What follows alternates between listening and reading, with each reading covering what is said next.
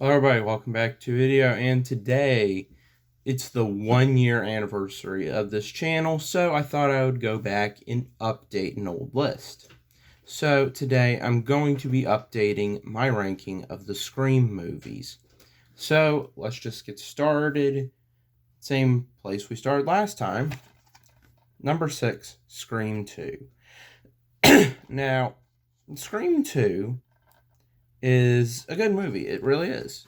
It might be my least favorite Scream movie, but it's still good. It's got a lot of good stuff in it, a lot of good action scenes, and the most unique opening apart from Six's. So, yeah, it's a really good movie. Ultimately, however, the random musical number I'm not a fan of. And I'm also not a fan of the Mrs. Loomis twist. I've stated that in a few videos. It's just sort of, oh, okay.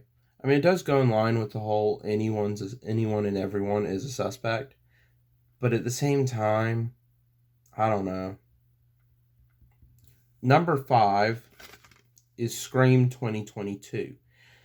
Okay, so there's some interesting stuff here. Um, but so biggest thing obviously is the fact that this movie kills the best character in the series. And so I couldn't have this one as number 1 because it kills off my favorite character. um, to which I say, here's the thing. If you wanted to make it to where people were slightly okay with that actually happening, hear me out here. You have, when Dewey dies, he takes Ghostface down with him. Or he takes that killer down with him. It would change everything. Because that would throw a wrench into Ghostface's plans, which has never happened before.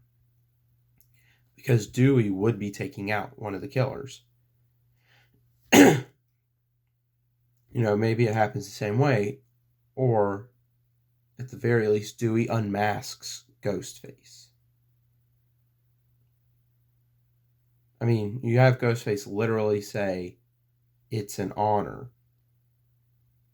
And honestly, the kind of guess I would have about this movie's killer is that they would probably, the power's out. I figured it's kind of shocking that one of them didn't take off the mask to basically gloat.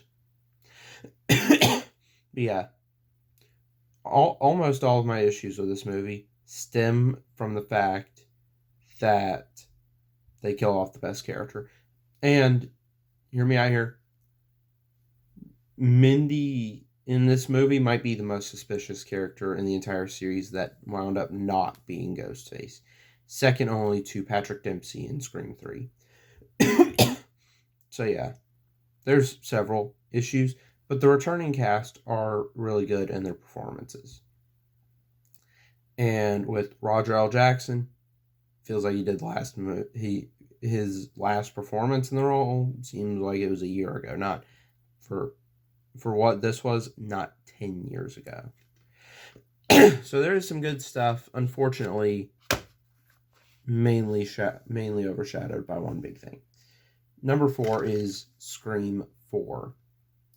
Now, this movie this movie's interesting because there's a really good idea with one of the killers, which is Jill in this movie wants to become Sidney. So I actually think that this is a really interesting motive. Ultimately, she doesn't get away with it, but at the same time, still probably the most unique motive in the franchise. And in fact, if she hadn't slipped up at the hospital, she would have won. And Yeah, everyone's talked about how the lighting is weird for this movie, so I'm not going to bring that up. But it's still pretty good. I just think that there are better ones. Okay. Number 3 is Scream 6. So, if you had checked out the previous edition, this was number 1. So it's dropped a little bit. So I'll start with the great stuff. The Gale attack, probably the best scene in the entire franchise. The subway attack, another very strong scene.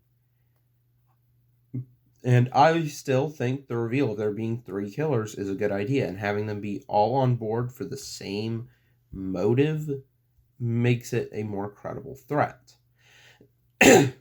So what's my issue with this movie? Well, now I like to see characters survive. However, I think maybe one too many, because you have a lot of characters survive what should have killed them. Now, I think that in the movie they were probably going to originally kill Gale in that apartment scene. So, I think that they changed that when Neve Campbell left. They thought, oh shoot, if we can't get her back for 7, we are going to need to have someone. So Gale lives. But seriously, Mindy and Chad, which can I just say, it makes no sense that Mindy survives her attack, because one of the ghost faces literally brings her out of the subway when he didn't have to. It seems like it's trying to tell the audience that he's not the killer, and then literally about 5 minutes later, okay, that's a joke, but you get the point. 5 minutes later, it's like, oh, he's Ghostface. Okay.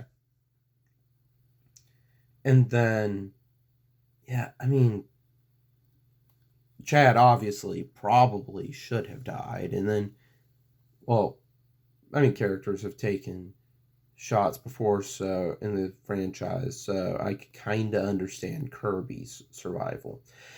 But I'm just saying here that honestly, and I like the fact that the cast walks off into the sunset, and due to recent developments, I actually think that this, even if they weren't planning on this being the end of the story of Sam and Tara, I think in retrospect it works. There's still problems for them to fix between them, but ultimately they're in a better spot than they were at the beginning of 5. So I think that definitely there is some good stuff about this movie, but ultimately, I don't know, because technically the last on-screen Ghostface kill of the movie is blurry in the background. And that's right before Gale's attack as well. Number 2, Scream 3. So Scream 3 has jumped since the last one. It was 3rd. It's now 2nd. I've always thought this was a great movie. It really made sense for them to go to Hollywood. I know it wasn't the original plan, but I still like it. It's a fun idea, and Dewey and Gale are really great in this movie. Sydney gets a really interesting plot line in this one, and I like the idea of there being one killer, because by this point, the audience has probably been trained to try to detect 2 killers. And I know that was a late thing in development to have one of the killers. They were going to have 2, but they dropped one of them. And I think that having one killer is actually a really good twist, because then it makes you think that there's 2 for the whole time. And so, yeah. But also, it has single-handedly the most suspicious character that never wound up being Ghostface. Patrick Dempsey. Honestly, I thought he was going to be Ghostface. So, yeah. But still, really good movie. And I like the idea of it covering trilogies as well. But first place, it has to be the original. Scream 1 is a great movie. It's iconic. The opening is incredible. The ghost face calls are great. I would say that vocal performances for Roger L. Jackson, this might be his best one in the franchise, apart from maybe 6. And then, obviously there's just the cast. I think that this is the best cast of characters, and obviously the best ghost faces in this movie, because this is the movie that features Matthew Lillard as Stu Macher. Yes, Stu is the best ghost face. I've said this in other videos. And also, Billy is slightly overrated. A good ghost face, but not the best. Regardless, yeah, what is there to say about Scream 1 that hasn't already been said? It's an incredible movie, and it's just the best movie in the franchise. But that's it for this video, and thanks for watching these videos over the past year. Like and subscribe. I'll see you in the next one. Bye.